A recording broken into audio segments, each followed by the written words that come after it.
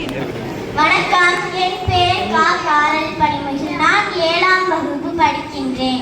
நான் எடுத்திருக்கும் கதையின் தலைப்பு முட்டாள் முதலையும் புத்திசாலி குரங்கும்.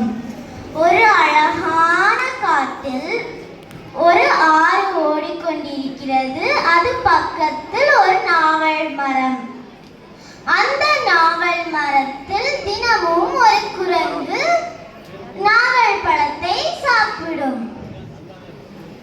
அந்த வழியாக வந்த ஒரு முதலை, ஏ குரங்கே குரங்கே, என்ன சாப்பிடுகிறாய்? நான் ருசியான நாவல் பழம் சாப்பிடுறேன். உனக்கு வேணுமா?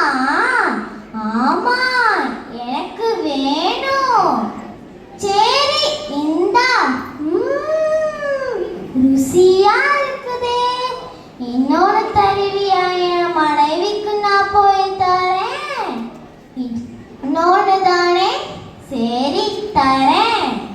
முதலை அதை எடுத்துக்கொண்டு வீட்டுக்கு சென்றது. ஏ ராணி ராணி ராணி, இங்க வாடி.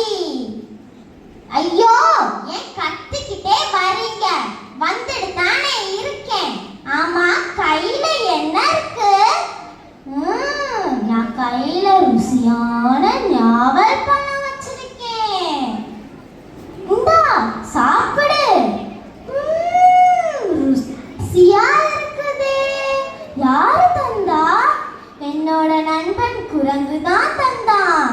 இந்த ஒரு நாவல் பழமே இவ்வளோ சூப்பரா இருக்கே. அப்ப அந்த குரங்கோட ஈரல் எவ்வளோ நல்லா இருக்கும். ஏ ராணி, என்ன நினைக்கிற? நம்மளுக்கு உதவுனவங்களை நம்ம துன்பப்படுத்த கூடாது. அதெல்லாம் பரவாயில்ல, போ, அவனோட ஈரலை எடுத்துட்டு வா. நாளை முதலை ஆறுக்கு சென்றது. குரங்கு கேட்டது, ஏ நண்பா, நான் நேற்று கொடுத்த நாவல் பழம் நல்லா இருக்கா? என் மனைவிக்கு அது ரொம்ப பிடிச்சு போயிடுச்சு. அவ உனக்கு ஒரு விருந்து தரணுமா? விருந்தா? ஆனா நான் எப்படியும் வீட்டுக்கு வருவேன். எனக்கு நீந்த தெரியாதே. பரவாயில்ல, நான் உன்னை முதுகுல தூக்கிட்டு போறேன். ஓகே.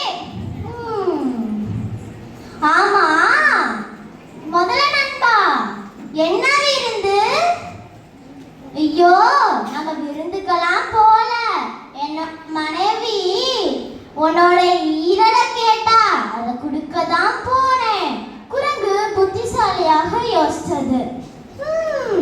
ஏன் முதல்ல நிப்பாட்டு. என்னோட ஈரலை நான் கலட்டி வச்சுட்டு வந்துட்டேனே. முன்னாடியே